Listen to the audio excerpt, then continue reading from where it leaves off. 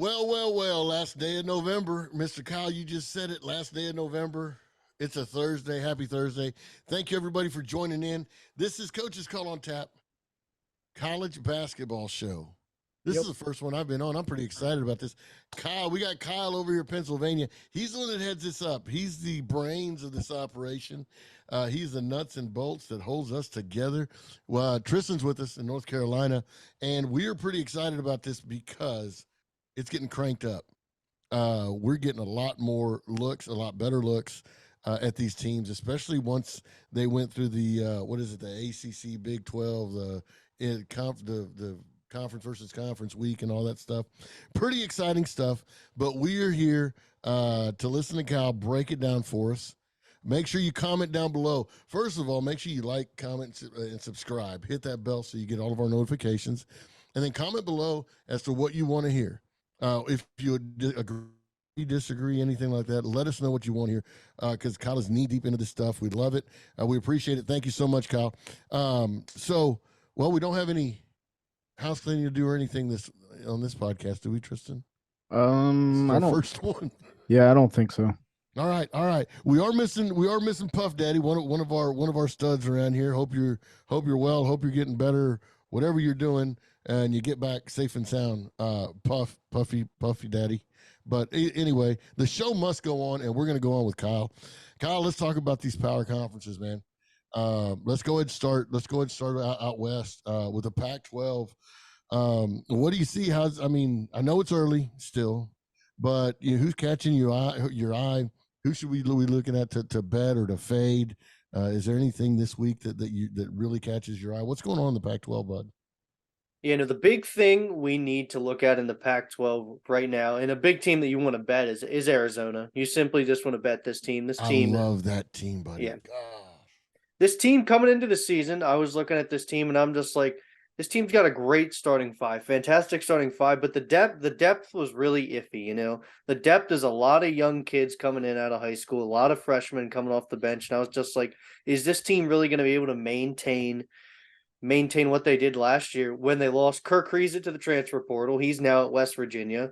It's the biggest mistake that kid ever made, I'll tell you that. And they lost Pele Larson to the NBA. And that was two of their main scorers for Arizona. But they've come out this season and they've proved that they're going to be that team in the Pac-12 yet again. Yeah. And right now they look like a step above of every other team in the Pac-12. There's no team that's on their level right now, not even close to it. Yeah, that first week I remember they played Duke at Duke, and I remember I bet Duke, and halfway through the first half I went, "Oops, this ain't the team you're going to fade right here." They look the part. They look like men amongst boys out there.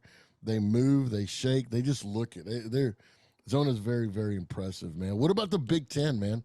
What's going on over there? The Big Ten is it's more even in the Big Ten, I will say. I think you have this top tier of Purdue, but then as soon as you dip off from Purdue, I feel like you have Wisconsin, you have Penn State, you have Northwestern. You have shockingly Nebraska unbeaten right now. No words for that. I mean, the last time Nebraska started 7-0 in college basketball, 2007.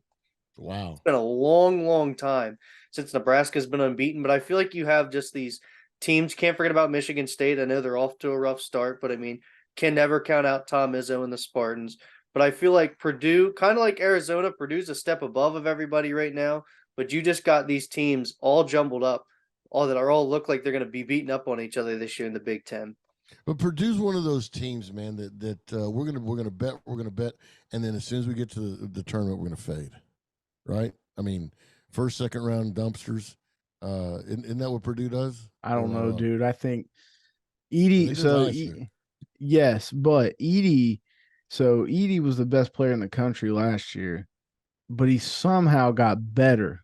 So like that, and I was watching one of their games, and they were like, you don't normally see him get that much better, dude. He's on a tear, and I really think Purdue might make a deep run this year. So these are two. So okay, I'm gonna reach back into my football roots here and ask you just plain question, because when Tristan watches football, he loves the 60-59 game. in football. I love the defensive. I love watching Iowa. That's I not love watching necessarily true, the but 10 to 7. Yeah, it is. I love to watch the 10-7 ball game. In basketball, though, I'm the same way. I want to see good defense. I want to see, teams having to pass it around. I don't want to watch an NBA game, these guys shooting it from. I get so tired of watching Seth Curry shooting it from the half court. I mean, that's, to me, is not basketball.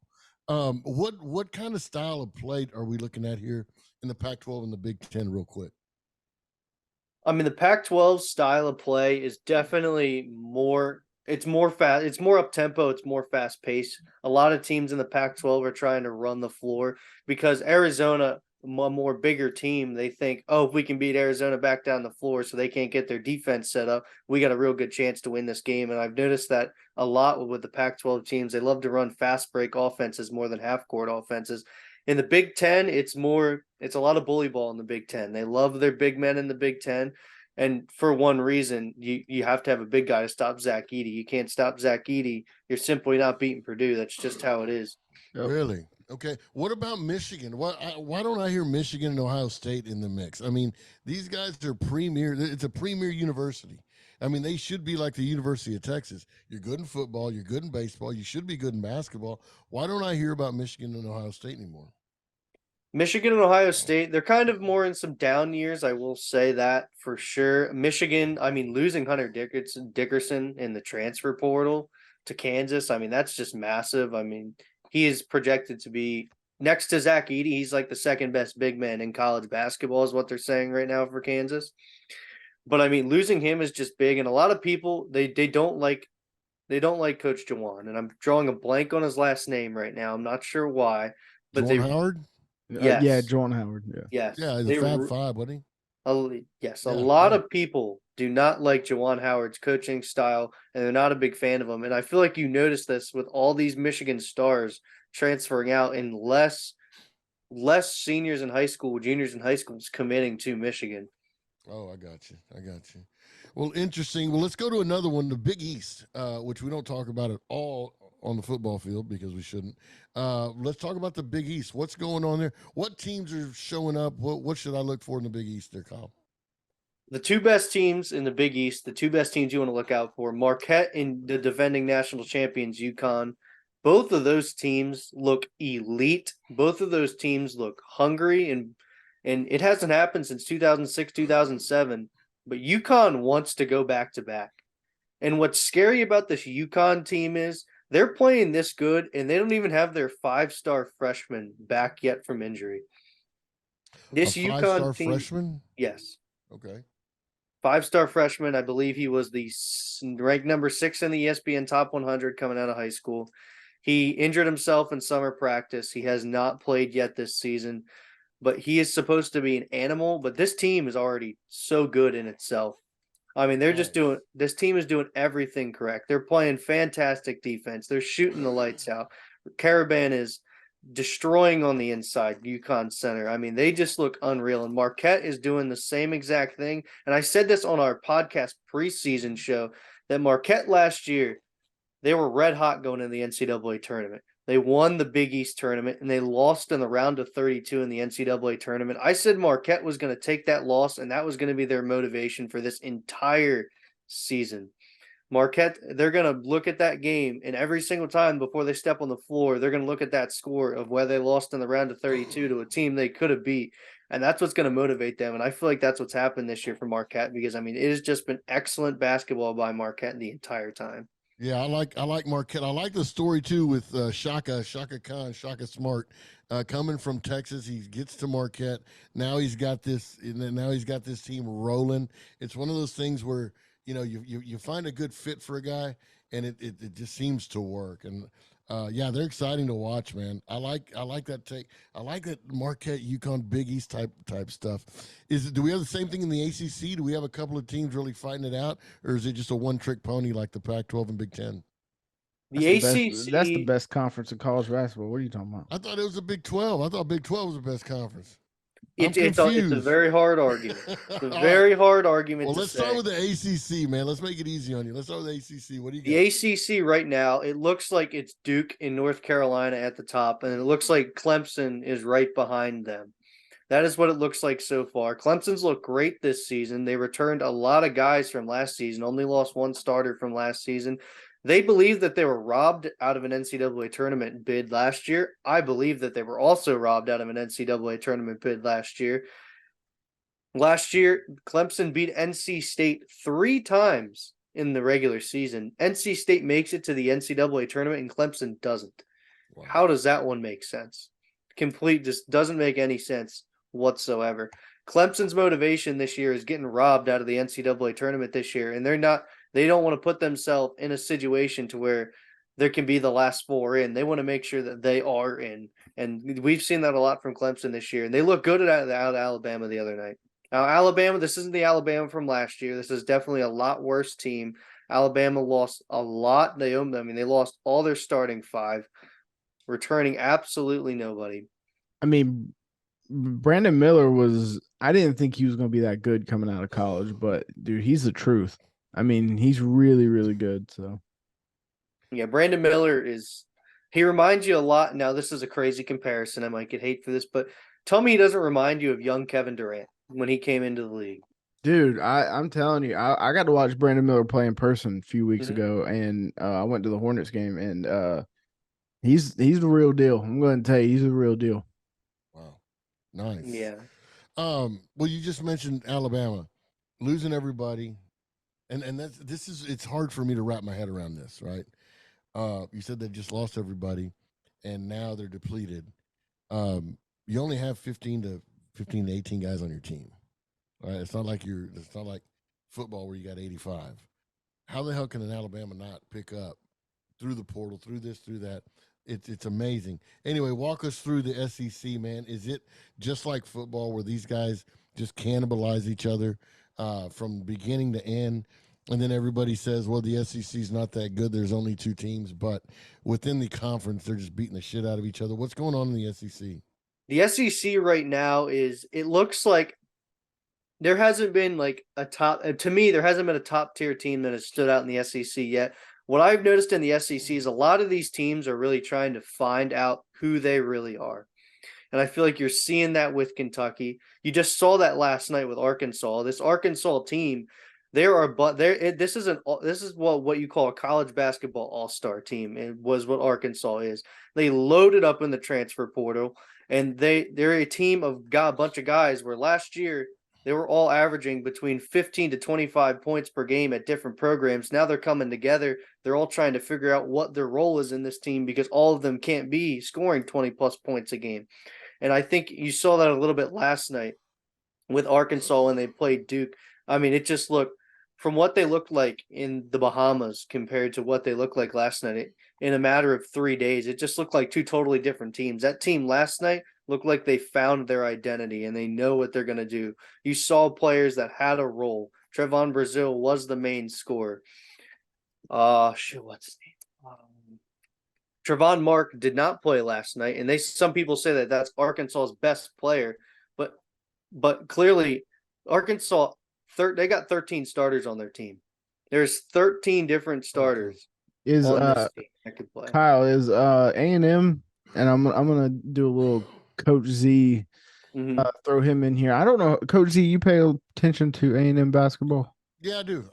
I really do. I thought, I didn't think. No, I don't. Not like I do football, but I didn't think we were going to be that bad. I think it'd be middle of the road, upper echelon. I mean, they're 14 in the nation. They're 6-2. I mean, are they the real deal this year, Kyle? I thought we got screwed last year out of a NCAA bid. I think you did too, because that was a good A&M team. I thought we were a good A&M team there. You know what I mean? And that I won some money last year on that A&M team. That's the other thing, Kyle. Last year we were really high on the SEC. Hey, there was 3 or 4, really, really good teams, going into the tournament, and now, you just said it yourself, and I trust you. I respect your opinion. These teams are looking to find their identity. I mean, what a wave from one year to another. Tell me about my Aggies, man. What's going on over there? Texas A&M they're a big wild card right now. You really don't know what you're going to get from Texas A&M. There's 6 wins this season. In all 6 of their wins, they've done just enough to get by to get the win. They haven't looked great, but they haven't looked bad. I will say that. Now, yesterday, I will say that game against Virginia, I don't know if it was Virginia's defense or Texas A&M's offense, but their offense was out of whack. It was off the rails. It did not look good whatsoever. But they did have their 2 of their 3 top scorers. They are out with injury. I do think that plays a factor in it, because Wade Taylor, he's a phenomenal point guard. I mean, he's one of the best point guards in the SEC, hands down. But he can only carry so much. I think once this team gets their starters back, I think, it's another team where they just got to find their identity and they got to figure out what are we going to be this year.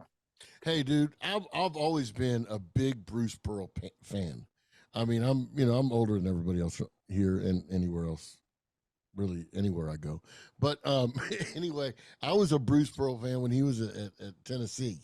I mean, I just love this guy's intensity. He's out, on the foot in the football stadium with his shirt off with a student body, and he's just fucking nuts. What about this Auburn? Is Auburn any good? Auburn is they're a sneaky good team, and they're not getting the credit that they deserve quite yet. Auburn, I watched this Auburn team play very, very first game against Baylor. They were up by 14 at one point. They blew the game in the final 5 minutes and lost. But what I love about Bruce Pearl is he turns those moments into teaching moments for his team.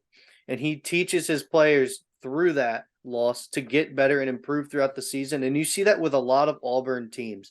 You see Auburn, they only get better throughout the season. They don't get worse. Bruce Pearl's a phenomenal, phenomenal coach. And I think Auburn's only going to keep on growing. Watch out for Auburn in the SEC because they could sneak up. I'm not saying they're going to win the conference, but they could sneak up and they could upset some teams for sure. Yeah, I've always been a big Bruce Pearl fan. He's one of those guys that you would love to play for. I'd love to go drink some beer with him, but he's also, if I introduce him to my wife, I'm watching where his hands are because you're not sure what you're going to get. I just love that kind of guy. Anyway, let's move on to the Big 12. I thought, last year anyway, we thought on the few podcasts that we did last year, we thought the Big 12 was the bee's knees, man. They were head and shoulders above everybody else. I don't know. I'm not the basketball guy, so I'm throwing it to you, Kyle. Talk to us about the Big 12. Is Texas just going to run away with it, or what's going on? Texas definitely is not going to run away with the Big 12 for sure. These teams, the Big 12, it's always competitive. There's always close games in the Big 12. When Monday night hits and you get that 9 p.m. Big 12 tip-off, all the eyes are on it because a lot of the times you're not going to see a blowout. You're going to see a close, great basketball game. All these teams, I don't want to say all these teams are even because there's a few teams at the bottom that look really, really bad, I will admit. But I mean, most matchups you're going to get a game where teams are only going to win maybe by 10 to 12 points, but the record difference is going to be like drastically different. But the Big 12, top teams right now, a team shocked me so far. The Baylor Bears, was not expecting them to look this good. Baylor lost their top 3 players from last season. And that just shows you how good Scott Drew is of a head coach down there at Baylor. For you to lose your top 3 players and turn around, bring in 2 transfers and a bunch of freshmen, and all of a sudden you're undefeated so far this season. Like that's mind blowing. That's absolutely mind-blowing. You're not going to see a lot of teams lose their 3 best players and turn around and still be undefeated so far the next season, starting the next season. Also, though, those 3 best players might have been their best players physically, but they might have been just a handful to deal with. Might have been a little cancerous in the locker room. Might have been tough to coach around or bring a team together. Team chemistry and all that bullshit that coaches talk about. You never know. Just a whole new, these new transfers and these new freshmen. Get rid of the old, bring in some new, fresh breath and a new start and all that. But anyway, go ahead, Kyle. Yeah, another team, Houston, first year in the Big 12. I'm excited to see what they're going to do in this conference. In the preseason, I picked them to win the conference. I really love this team. I love that team. I love that team. I love how they look. I love how they play defense. I mean, their defense is outstanding. If you go to Houston, you better be a lockdown defender because they don't accept anything else except for fantastic defense. Don't matter how good you are offensively. If you don't play defense, you're not going to be on the damn floor. And that's the Houston culture down there. And they brought in the transfer from Baylor, one of the 3 stars from last year, LJ Cryer, to help on that offensive end. And right now he's averaging 21 points per game for Houston, shooting 48% from the 3-point line through 7 games. He is balling out right now. And you combine that with their elite defense, that is a very good Houston team. You got to look out for them. Well, you also have, now correct me if I'm wrong, obviously Kansas, but Kansas State usually plays good basketball down there. Texas Tech usually plays good basketball down there. I mean, it's hard to win at Oklahoma State, if I'm not correct. If I'm not mistaken, I'm sorry. I mean, it's a tough little league over there in the Big 12. How far they get, in the tournament, I don't know. But you're right. Monday night, 9:00. It's usually really exciting to watch, especially now. With Houston, I was going to ask you about that. I'm glad you cleared the air there because I'm old. I remember the old Houston teams, and it was, that was a lot of fun to watch. But yeah, and then Texas built their new arena over here, and it's there's a lot going on, a lot shaping up. But so if you were to rank right now, I know it's early, and I'm putting you on the spot right here, but I don't give a shit. I'm going to do it. If you're going to rank the Power 6 conferences in order from best to not the best. How would you rank it? What would be the number 1 through number 6 here, Kyle? This might shock a lot of people, but I really think the Big East is the best conference in college basketball this season. I love the talent that's in the Big East, and I think the top 2 teams in the Big East, I mean, they're it. And you can't forget about Creighton, who's tailing just behind UConn. We're betting Creighton tonight too, by the way. Yep, absolutely. Okay. Are we? Let me put that bet in. What we betting? Minus 7. Yep. All right, so we got Big East number 1. What do you got number 2?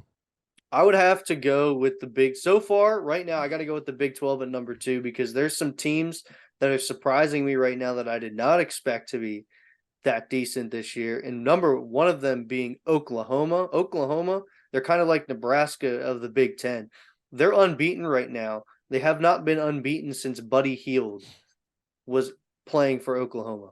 Wow. And that is a long time ago. Well, I think it was 8 years ago, I believe. Yeah. Okay. Well, a little trivia there. We're gonna write that down for later. All right, who would be the number 3 conference to look out for here in the Power 6? I am gonna go with the ACC at number 3. I think there is some. I think we saw in the ACC SEC Challenge, we saw a lot of upsets. The teams that were supposed to win were not winning. Like Mississippi State was supposed to mow over Georgia Tech last night. Georgia Tech beat Mississippi State by double digits. Damn. Double digits. Nobody expected that one at all.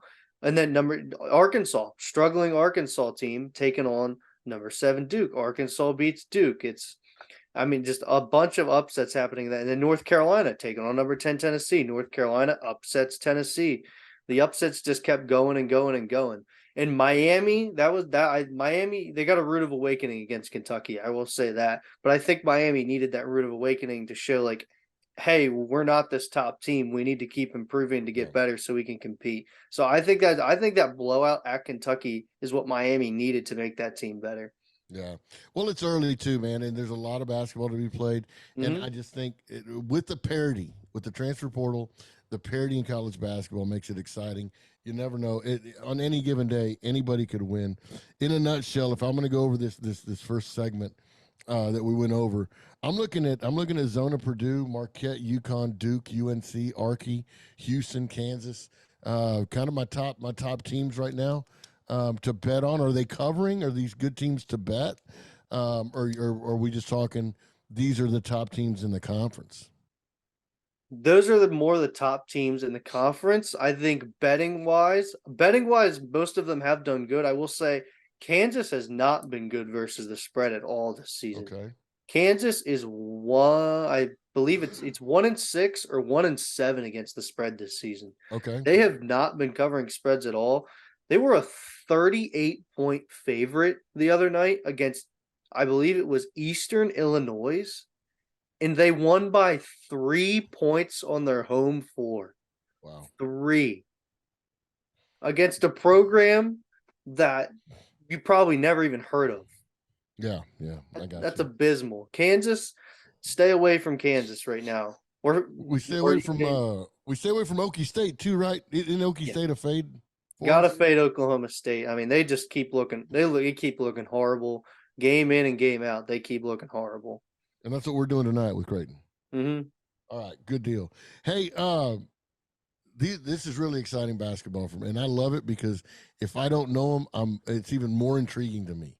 If I turn something on early on a Saturday morning or late during the week, and I see a St. Mary's against a Denver or I don't know, just some teams I didn't even know had colleges. Talk to me about the mid-majors. Where can we make money on the mid-majors, man? Mid-majors right now, James Madison. Definitely the number one mid-major program right now that you want to be betting on.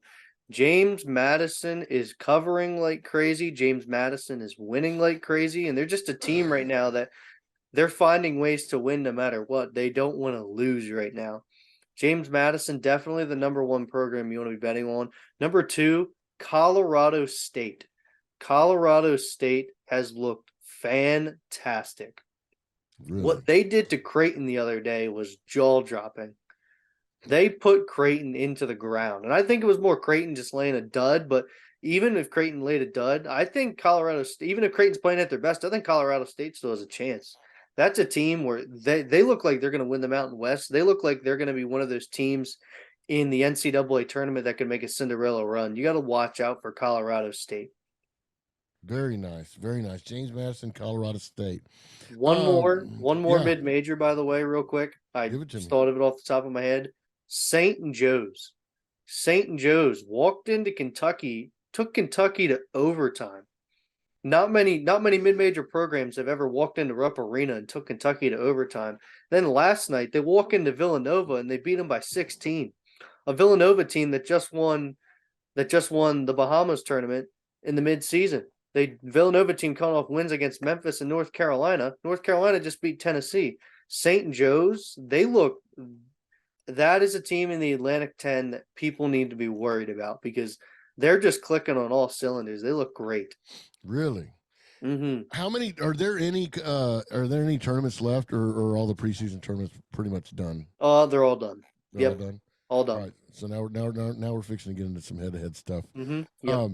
So talk to me about some totals. Teams that are covering, teams that are shooting the lights out, teams that are scoring 70, 80, 90 points, or teams that are playing nothing but defense or shooting up bricks. I know me and Tristan, we have it's a deficiency, okay? Me and Tristan, we have this problem, and it's between our ears. Something doesn't click. We love to sweat unders. I mean, I got one tonight, Coach. I'm sitting here. I sit here and I'm yelling brick at the TV every chance I get. Talk to me, Kyle. Who should we be betting totals over? Who should we betting under? Do you have anything there? Right now, the overs that I've seen, there was 4 teams, but we're going to take a break from this 4th team here real quick. But the 3 teams, Miami is just putting up points after points after points. Alabama, they've hit the over in every single game they have played so far this season. Alabama, they lost all those players, but Mark Sears is carrying that team to 2 victories so far. And even when they were playing Clemson, they still hit the over in a 12-point loss. Alabama, definitely a team to look out for. And right now, Kentucky, they're a team where you don't know what you're going to get, but you know what you're going to get. You're going to get the over with Kentucky. Kentucky is putting up points as well. These freshmen are scoring, and they don't look like they're going to let up. Kentucky overs are money right now, and we saw that even against Miami. They're averaging 94 points per game, which is unreal in college basketball. Are you serious? Mm-hmm. That's unbelievable. Can I ask you a question about Farley Dickinson? Yeah. What do we think about them this year? They're a team right now where it's like you don't know, you really don't know about them, but you got to keep an eye on them. And that's a lot with the mid-major schools. Like I write down when I see a mid-major that either pull off an upset or get a really impressive win or compete with a top team like that. I have them written down here in a list. And then I keep following with them throughout maybe the next 3-4 games to see what they do, to see if they can consistently keep this up. And that's really how, like, when it comes to bracket time, you kind of know what these teams are going to be like. You kind of know if these teams have a chance at upsetting some of these teams. And Fairleigh Dickinson right now, they look like that team, but it's like I said, it's got to be a team that you got to follow and you got to see. As you know, Fairleigh Dickinson, they were the Cinderella. Yep. What conference Cinderella are they in? Blast. This is what I love about basketball. What freaking conference are they in? That I got to look that one up. I'm currently looking. I'll let you know when I find it. Yeah, I mean, I don't even know what part Puff of the is really country good with they're that. Puff can name you name a mid-major team, he can tell you what conference they're in immediately. Yeah, I but am not as he good can't with wake that. up to he But can't wake up to answer the phone. So, but that's see, this is what I'm talking about. This kind of stuff right here. This is where, and you guys listen. Make sure you tap the like button. Make sure you comment if you have anything to comment. But this is where I want to get to with this podcast. Right here is what you just said. You watch a team. You make a list. This is where we're doing things different than most people. You're watching these teams that nobody's watching. So that's Fairleigh Dickinson, James Madison, Colorado State, St. Joe's, these teams like that. Because when it comes to later, because remember, this is a marathon, not a sprint. We still bet. We're still here to win money. We want to win money in the end. We want to walk away with money. We don't want to pay the book. We want to take the bookie's money. So this is what we're talking about. Because we could talk about the Power 6 conference all we want. Vegas knows all about it. I mean, the bookies know all about it. But it's the number 132 team playing the number 206 team on a Tuesday night, and we don't even know how to spell their damn name.